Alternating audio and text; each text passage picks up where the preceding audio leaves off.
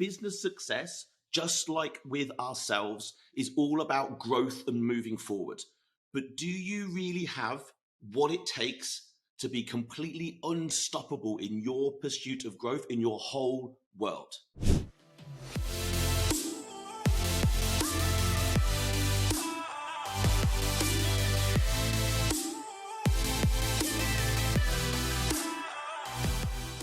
So Alphas, welcome back. It's another show here at the Optimal Alpha Podcast. I'm your host, Andy Nader. I'm CEO and founder here at Nader Body Design and host of the Optimal Alpha Podcast. And I hope you've been having a great week. I hope March has been treating you well. We're nearly through the first quarter and things tend to go quick, right? Already through March, heading into April, which is essentially, I always think April's sort of pretty much start of not summer, but definitely the transition into summer, depending on obviously where you live in the world. And also, I think in terms of business, the first few months can also be quite challenging. And of course, this is why this series is here, which is the CEO series. But like I've said, it's not just aimed at a CEO, but a business leader, a busy business person. Many, many, many people will relate to the things that hopefully I'm talking about in these. So this is episode 4 of the CEO series. And here we're really talking about cultivating a growth mindset. This is really important and clearly not just important in business world, but in our whole world, obviously. So cultivating a growth mindset. Business leaders, not just business leaders, but people who want to be successful must approach challenges, not problems, challenges, or also call them puzzles if you want to make it even more fun. They should be approached with a growth mindset, embracing failure and setbacks as opportunities to learn and improve. That is a growth mindset. If your business is not growing, it is shrinking. If your business is not growing, it is shrinking. Why? Because there's a good chance your competitors might well be growing at that point, moving forward at that point, meaning your market share is shrinking. And this is exactly the same for you as a leader in your business or as an individual hoping to be successful in a business. If there is no growth, no movement forward, you are moving backwards. Understand that. Why? Because another leader is either moving forward or another person in the organization that you're in that's trying to go after the same job that they're moving forwards. If you're stagnant, you are not stagnant. You're not maintaining. You're sliding backwards. You just can't see maybe what's happening around you. You need to have a growth mindset. Most successful leaders, in fact, just most successful people have a growth mindset. Some do not. Some do not. Many still cling, and this isn't a criticism, because which is something we all do. I can recognize this in myself, so this is not me criticizing anybody. We all do the things I'm about to go through here. But many still cling to limiting beliefs and bullshit stories. Limiting beliefs and bullshit stories. They end up with the same net end result, but they've come from a different place. They are things that are holding them back, holding back their business, holding back their personal success, suffocating success. So let's delve into these. So let's start with bullshit stories. Now, the more times I say bullshit, the less people are going to hear this because it won't reach as far, but I don't really care. A bullshit story is something that was learnt in the past, most likely, and it was a past behavior, something that was learnt in the past. It could be something that you saw happen to others, or it's something that directly happened to you that's created a bullshit story in your mind. Generally speaking, one of these sorts of stories, it's a narrative. It's something so embedded in you, you don't even know that it's there. You really probably don't know that it's there. None of us really do, unless we really sit down and have someone else take us maybe through or back to the point where these things came from. It's a narrative. It's been there so long. You know no different now. And here's a few examples. Generally, quite often they're from your formative years. That's generally where they're going to come from. It's not only where they come from, but it's where the majority come from. Because we have to learn how to survive when we're young. And where do we have to do that mostly? When we're thrown into school. That's where a lot of people's bullshit stories come from. And I can relate to this massively because I was extremely shy. I wouldn't say I was not bright. I wasn't particularly academic at school. So I know where a lot of these things come from. So here's a few examples. Maybe at school, you avoided confrontation so that you didn't get bullied. Maybe there was something about you that bullies being the fucking problem here, not you, obviously. But because bullies are the weaker people, if we want to delve down that, we all know that. But maybe, and also we know that at school, in schooling, kids are ruthless. Kids are ruthless. Adults don't act, maybe they do slightly different things, but adults aren't as ruthless at pointing things out as kids are in school. Kids don't give a fuck. So maybe there was something about you. Maybe you were taller than everyone else. Maybe you had different hair. Maybe there was just something different. Now, when we get older, something different is a selling point about ourselves, generally speaking. But at school, it's a ruddy problem.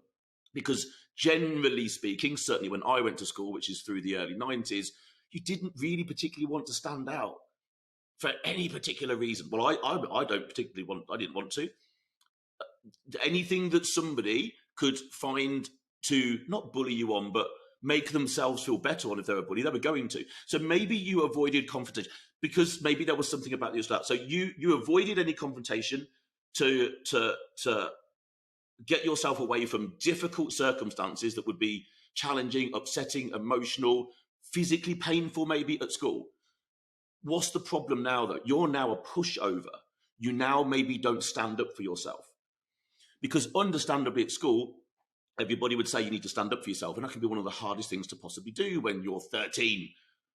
But if you learnt at 13 that if I stand up for myself, I get my head flushed down the toilet, yeah, that's a problem. So you did what was right at 13 and kept your mouth shut and just went the other way down the corridor and you avoided confrontation. But now you're a pushover, maybe. Now you don't necessarily stand up for yourself, hold your own ground. There's a bullshit story. It's a story. It's something that's now stuck in your head that's not relevant to you because you're now 40, 50 something. Maybe it was putting your hand up in class. I remember this particularly because I remember being at primary school and my mental arithmetic was not great, and it still isn't amazing. I don't remember really being taught times table. I just remember thinking I had to know it. And so to be allowed to go out for our lunch break, we all had to answer a times table. And I would always be in the group that the teacher would be like, now, you lot just go. Because I was so scared, legitimately, to put my hand up and say the wrong answer. I was unconfident so we're talking what we call little school, primary school. So I'd have been 10 or younger. I remember it sticks in my mind. I remember being, well, one, I didn't know the bloody answers. Two, everybody else who put their hand up seemed to get them right. And so I was fearful that if I put my hand up, one, the teacher would tell me off, and two, maybe I'd be laughed at for getting the wrong answer. So what did I do? I didn't put my hand up. I just sat there as quiet as possible. Now, that's a fear of failure, a fear of ridicule. That's what that would have been. Now, consider this. That's a lot of people, whether they admit it or not. Why? Because you see this happen now. How often have you been to a seminar, a gathering of adults who are all like-minded and into the same sort of thing? They've gone to maybe a business seminar, sales, whatever. And there's someone talking at the front and they're like, oh, put your hand up if you're da-da-da-da-da, or can anybody tell me a so-and-so and so-and-so? How fucking quiet the room will go. There will always be one or two who are a bit more extrovert or just know the answer or whatever. But the majority of people sit there and go, oh, fucking hell, don't point at me. Please don't point at me because I think I know the answer, but I'm not sure. And I don't want to be ridiculed in front of my peers. That's a lot of people still. It's a very, very real fear. But is it really helping us? Like if we know that everybody, not everybody, but many people in the room are thinking the same, what stops us from leaping out and going, oh, I don't really know the answer, but I think it's this. Because everyone else is thinking, that's probably what I thought. So there's a bullshit story that someone might be carrying around. Here's another one. Maybe you constantly yearned for your parents' approval. Maybe there was maybe one of your parents was particularly good at a sport and you ended up doing that sport and therefore you wanted their approval. And so you've always, maybe, and if you didn't get it, maybe you've always felt underloved and overlooked. And maybe you've now taken that forward into your life and it's not relevant anymore. It's a bullshit story. You're still telling yourself the same things that, you were telling yourself these things or learning these things when you were a child in a situation that really wasn't of your doing or you're in your control. Now maybe you still feel underloved and overlooked. Now maybe you go too far the other way.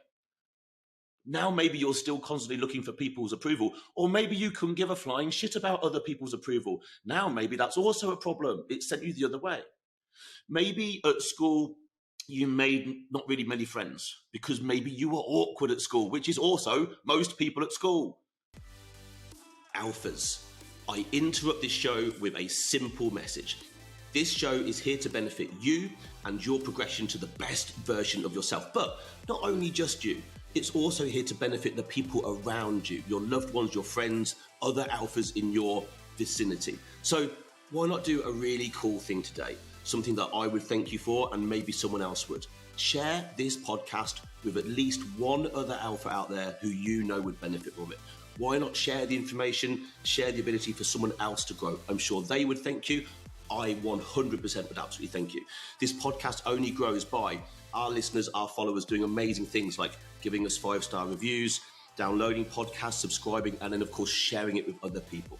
I thank you from the bottom of my heart. Share it with one person and of course drop us a 5-star review, download the podcast and of course subscribe. And now back to the show. But now you avoid networking. Now you avoid growing your network, like as in front of people, not on social media, but in front of people. Because you think that you're now still socially unable, whereas you're probably completely able to have these conversations, but you're walking around with a little bullshit story. These are just some examples, right? Just examples. There could be a gazillion of these sorts of things, and obviously they'll be very individual to an individual person. But I resonate with one in there with the putting the hand up and the times table. That was me. I can picture sitting exactly where I was in the classroom. It must have had an impact on me because I can picture everything about that classroom and everything about how it felt. It's as if it only happened once. It's as if I can only picture it once, but I know it must have gone on for at least a year because I'd have been in that classroom for a year. Now, I don't know what I thought about it at the time, but it has made me, and I've had to work to not give a flying fuck whether I get something wrong. Because getting something wrong is not failure. Not fucking trying is failure. So I'm happy to put my hand up. But what I do now is I preface it with, I don't really know the answer, but I think it's this. I'm still protected. There's still something in there that's protecting me from looking a twat in front of other people. I don't really know the answer, but I think it's blah. Don't know, right? And at that point, I've just taken away the fear. I can say as many wrong answers as I like and probably get away with it. But maybe you're clinging to these things. Maybe now you're tricking yourself, or your mind is tricking yourself into thinking that these bullshit stories are still true. Because they made you feel safe at a very important time in your life. But now what they're doing is they're keeping you inside a comfort zone, basically. This is what a comfort zone is. It's a mixture of limiting beliefs and bullshit stories. That is your comfort zone. That's what it technically is. And in there, you're safe and happy. And that's okay, but you're also stagnant and shrinking. Think about that. These bullshit stories do not serve you anymore. Let them go. Right, limiting beliefs, slightly different. These can come at any moment. You could be told something or see something today that gives you a limiting belief. Bullshit stories are generally a little bit deeper, a little bit sort of more emotive, and from the past, I think. And limiting beliefs certainly can be too. But let's try and at least pull the two apart so that you can see them in different ways. A limiting belief, here's the best example of a limiting belief. And I'm going to read this because I just sort of took this off a website. Nobody thought it was possible for somebody to run a mile in under 4 minutes. And I've no idea how long this was considered impossible. Well, yes, I do. All the way until the point someone did it, which is a hell of a long time. Until Roger Bannister did it. On the 6th of May, 1954, Roger Bannister ran a mile in under 4 minutes. And I'll read you this. So the 4-minute mile barrier stood for decades. And when it fell, the circumstances defied the confident predictions of the best minds in the sport. The experts believed they knew the precise conditions under which the mark would fall, and it would have to be in perfect weather, 68 degrees and no wind, on a particular kind of track, hard, dry clay, and in front of a huge, boisterous crowd urging the runner to his best ever performance, which would make sense. In other words, they've predicted someone is only ever going to do this in the most suitable and preferable circumstances. Roger did it on a cold day on a wet track at a small meet in Oxford before a crowd of just a few thousand people. He basically defied everything that they said he could do. When Bannister broke the mark, even his biggest rivals breathed a sigh of relief. At last, somebody has done it. Somebody has broken through what everybody thought was a limiting belief. I think this is true. Somebody cannot do it, and if they can, it has to be under these circumstances.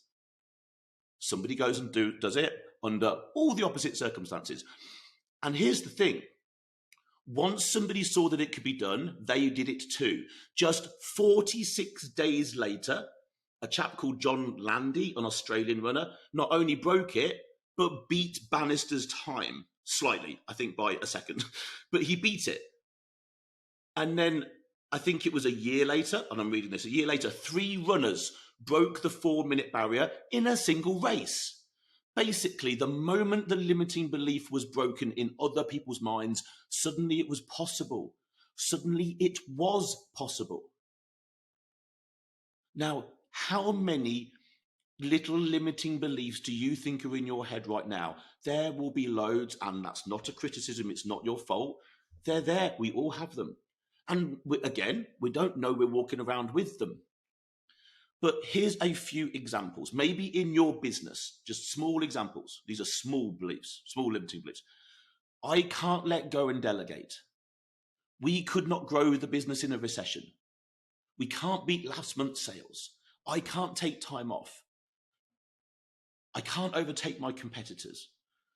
They're all business-based, absolute limiting belief. All of those things are possible because somebody out there or a business out there has done all of those things.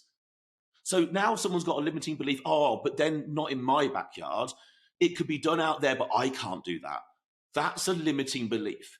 Even if out there someone else has done it, it's like, yeah, but it's okay for them.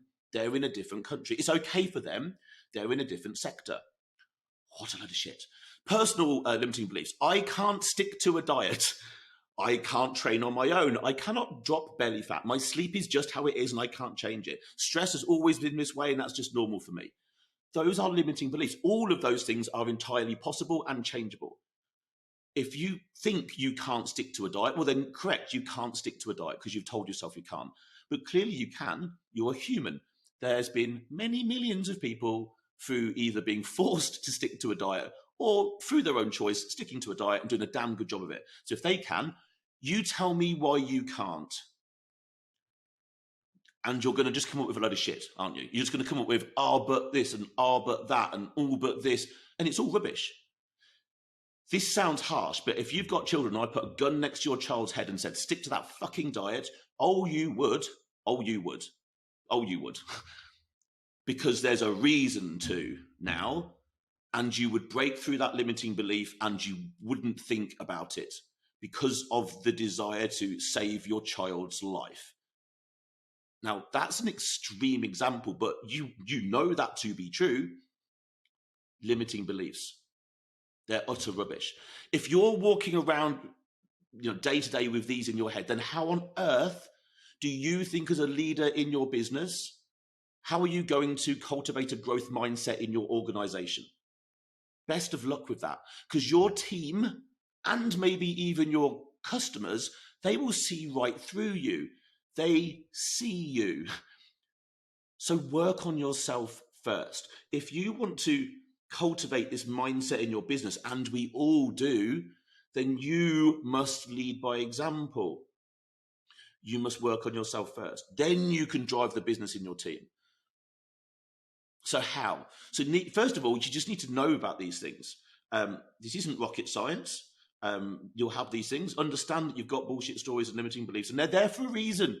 They were there for a reason, but that reason is most likely now out of date. You've just got to let it go. You've got to see it, understand it, come to terms with it, maybe write it down. Like maybe write this. I've got this belief. I've got this story. I've been telling myself this. It's utter rubbish. I'm going to write it down and then burn it, and then burn it. That is a really good trick. Burn it somewhere safe, maybe. Maybe don't do it inside. But writing things down and then burning them. Someone out there will know more about the psychology of that than I. But I know that that is a pretty cool thing. It's a ceremony to some degree. Do you know why I know about this? Because I'll tell you where this has just come from. I can't think of the name of the Netflix documentary. The Last Dance. The Last Dance, which was to do with the Chicago Bulls and obviously Michael Jordan. And I think once they finished their sixth championship, and right at the end, I think they all went and stood in the middle of their court, and they wrote down things that they either wanted to say or believe, and they burnt them and they put them in a pot in the middle. And it's just stuck with me because it seems a really cool way to let something go, but obviously do it safe. And it's an example of a bullshit story. I mean, things like, think of the school bully situation. So, if you were bullied at school, or you did avoid conflict at school, or you didn't put your hand up at school, or any of these things, then you've got an avoidance of conflict. You've got probably some sort of self-doubt. You don't speak up for yourself. And maybe this is a belief and it's held you back. At the time it was useful for you, but now it's held you back because it's 20, 30 years down the road probably for you. You're a different person. Part of you is a different person. Part of you might still be stuck in the past. These things are certainly bullshit stories. They are probably no longer fit for purpose. So just get out your comfort zone. Recognize when you're hiding in your comfort zone because it will feel safe and fluffy. The simplest thing is do one thing that scares you each day. Find something that scares you. Push a little bit further in a direction. Push the boundaries of this little comfy, safe place that you've made. Be present in your thoughts, in your mind, in your internal dialogue. What are the thoughts and the words that you tell yourself every day? What are the fears that are in your mind? The little ones that they don't actually talk to you, but you hear them, even though they're not words. You hear and feel them in the back of your head. Where your mind goes, everything else follows. So control your mind, control your thoughts, or at least guide them better. Your brain is a self-protecting organ. As humans, we are designed to look for the negative. Why? Because it would have kept us alive. This is the biggest bullshit story in the world. Humans are designed to be negative, I believe. Someone can tell me different, but I would say that when we were little cave people, I don't know if we were little, anyway, cave people running around, why would it be useful for us to be looking for the negative? Because it would be the snake in the grass. It would be the, saber-toothed tiger, maybe the berry that's going to kill us. We're looking for the thing that's going to kill us. So it's a story that we had to learn at the time, many years ago, that was useful at the time because it kept us alive. Here we are, I do not know how many generations later, but we still need to look for the negative, i.e. look for the car when crossing the road. But it's a lot less than it used to be. So now maybe we're carrying around this sort of bullshit story of we must always be looking for the negative, when quite frankly, that isn't necessarily the world that we live in. I'm sure it wouldn't be the world we all choose to live in. Set these things free. Set your mind free. This is a growth mindset. If you want a little bit more reading on this, there is a book that I would recommend called The Chimp Paradox by Steve Peters, I believe. An amazing book that will give you an insight into how your brain works. There's far more to it than I realized before I started reading this book. And if you really want to sort of expand your mind and thoughts on these subjects, because ultimately I believe it's a belief of mine that uncovering these things and getting to understand them and then starting to take control of them is literally you taking control of your life. So why would we not? So there we go. I really hope that's been useful. I feel like I've gone sort of down a whole massive rabbit hole there, and I've absolutely thoroughly enjoyed it. I hope you have too. If this has helped you, please give us a little 5-star review, and that'd be awesome. And of course, if you know somebody out there who you think might benefit from the information in this podcast, please share it with just at least one other person.